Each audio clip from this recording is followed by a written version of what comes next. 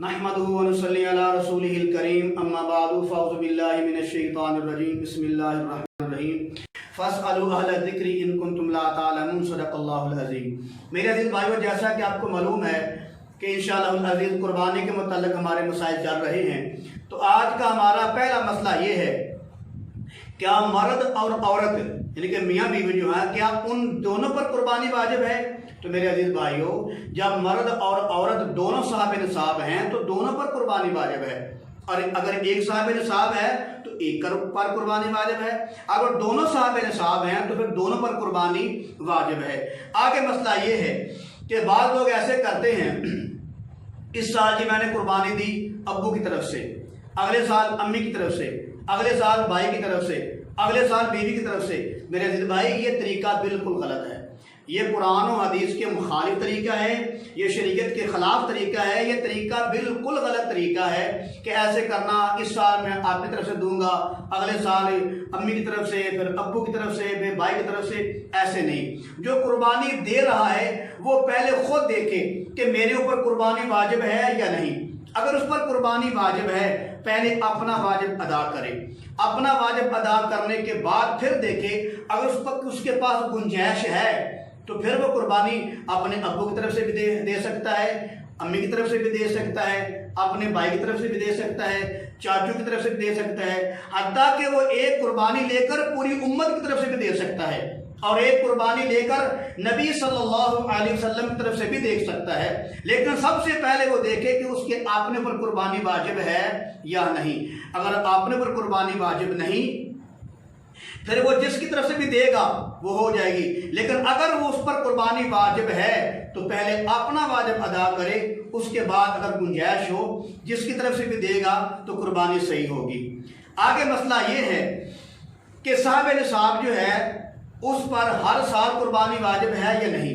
मेरे अजीज भाइयों, साहिब निसाब जो है उस पर हर साल कुर्बानी वाजिब उस वक्त है जब वो हर साल साहिब निसाब है, और इस साल वो साहिब निसाब है, अगले साल खुदा ना करे, अल्लाह ना करे, माल में कमी आ गई, गुर्बत आ गई, वो हालात नहीं रहे तो उस पर कुर्बानी भी वाजिब नहीं है। अगर वो साहिब निसाब हर साल साहिब निसाब है तो उस पर हर साल कुर्बानी वाजिब है।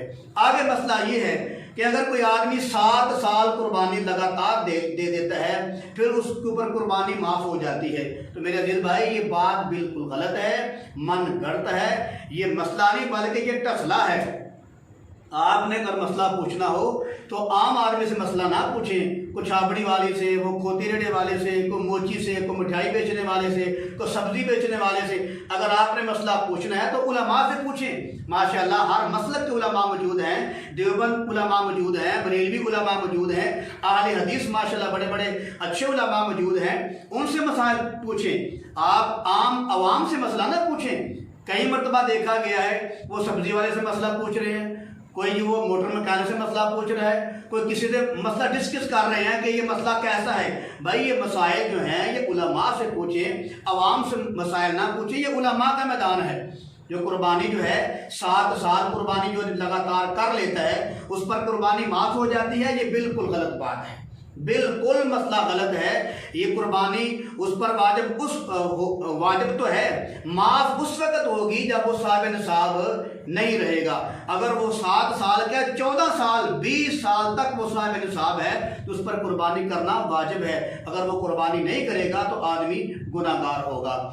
आगे मसला ये है कि कुर्बानी के हिस्सों में अगर कोई आदमी अकीके का हिस्सा रख लेता है, कुर्बानी के हिस्से हैं बड़े जानवर के 7 हैं, अगर उसमें 6 हिस्से रख लिया अपने घर वालों के, 1 हिस्सा रख लिया अकीके का, तो क्या कुर्बानी के हिस्सों के साथ अकीके का हिस्सा हो सकता है, उसकी तरफ से कुर्बानी हो सकती है? या कुर्बानी के दिनों में कुर्बानी का जो जानवर लिया है उसके जानवर के हिस्से में क्या अकीके का हिस्सा हो सकता है? तो मेरे अजीज भाई, अकीके का हिस्सा कुर्बानी के जानवर में हो सकता है। कुर्बानी के दिनों में आप जो जानवर लिया है उस जानवर में 1 हिस्सा अगर आप अकीके का रख लेते हैं तो इसमें कुर्बानी भी खराब नहीं होती, अकीके का हिस्सा भी खराब नहीं होता। लिहाजा अकीका करना कुर्बानी के दिनों में ये जायज़ है। हाँ, अगर उस पर कुर्बानी वाजिब है तो पहले अपना वाजिब अदा करे, उसके बाद अकीका करे। लेकिन अगर उस पर कुर्बानी वाजिब नहीं है तो वो शौकिया तौर पर उधार लेकर या तंग होकर वो अकीका कर लेता है, तो उस अकीके का जानवर जो है या हिस्सा जो है वो बिल्कुल जायज़ है, उससे कुर्बानी भी ख़राब नहीं होती, अकीके का हिस्सा भी ख़राब नहीं होता।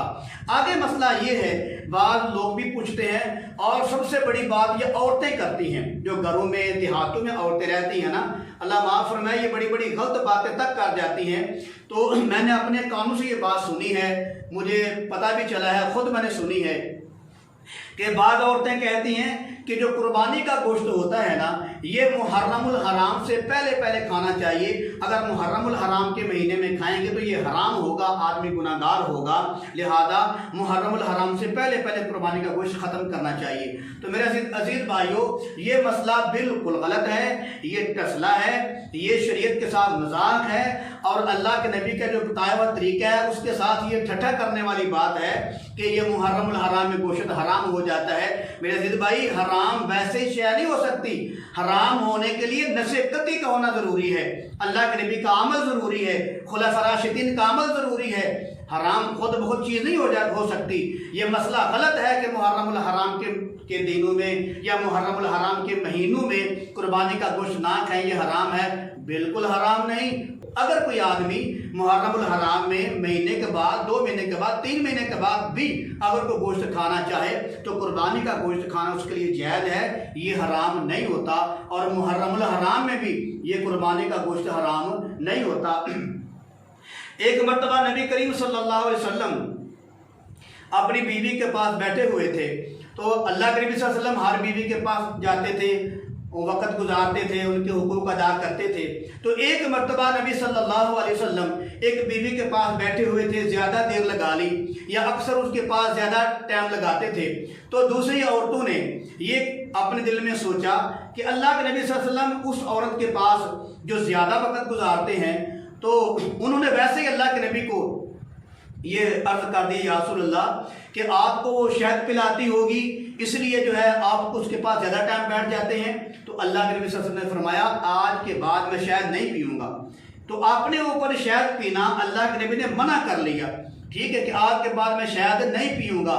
तो अल्लाह ने कुरान नाज़िल कर दिया, अल्लाह पाक ने कुरान नाज़िल कर दिया, 28वां सिपारा सूरह तहरीम, अल्लाह पाक ने कुरान नाज़िल कर दिया, या अय्युहन नबिय्यु लिमा तुहर्रिमु मा अहल्लल्लाहु लक तब्तगी मर्ज़ात अज़वाजिक। फरमाया मेरे महबूब सल्लल्लाहु अलैहि वसल्लम, जिस चीज़ को मैंने हलाल किया है आपने अपने ऊपर उसको क्यों हराम कर दिया है। तो मेरे अज़ीज़ भाई, किसी चीज़ को हराम को हलाल करना या हलाल को हराम करना ये तो नबी का भी इख्तियार नहीं है। लिहाजा नबी करीम सल्लल्लाहु अलैहि वसल्लम ने इस आयत नाज़िल होने के बाद फिर शहद पीना शुरू कर दिया। तो मेरे अज़ीज़ भाई, ये तो पैगंबर को भी अल्लाह ने इख्तियार नहीं दिया कि किसी हलाल चीज़ को वो हराम कर दें या खाने से मना कर दें कि आज के बाद ये मामला नहीं करूँगा। तो आम आदमी की क्या ज़रूरत है कि वो कह दे कि मुहर्रमुल हराम के महीने में कुर्बानी का गोश्त खाना हराम है। बिल्कुल कोई हराम नहीं है, आप मुहर्रमुल हराम में कुर्बानी का गोश्त खा सकते हैं, बल्कि जायज़ है खाना। आगे मसला ये है कि जो कुर्बानी के दिन हैं, जो कुर्बानी के पैसे हैं कुर्बानी के, उस पर साल गुजरना ज़रूरी है कि नहीं। मेरे अजीज भाइयों, ये ज़कात के मामले में है कि उस पर साल गुजरा हुआ हो, ज़रूरत से ज़ायद हो, साल भी गुजरा हुआ हो, तो उस पर ज़कात वाजिब है। कुर्बानी के अंदर ये मामला नहीं है कि वो जो माल, जिसको वो जो माल निसाब है उस पर साल गुजरा हुआ हो, ये कुर्बानी के अंदर मसला नहीं। कुर्बानी में 2 दिन पहले या 1 दिन पहले अगर किसी आदमी के पास पैसे इतने आ जाएं कि वो निसाब उसका पूरा हो जाए, 52.5 तोले चांदी या उसके मालियत के पैसे उसके पास आ जाएं, तो उस पर कुर्बानी वाजिब हो जाती है। कुर्बानी के देने के लिए माल पर साल का गुजरना ज़रूरी नहीं है। आज का हमारा मसला, आखिरी मसला ये है कि कुर्बानी जो है देने के बाद ये शक करना पता नहीं ये कबूल हुई कि ना हुई।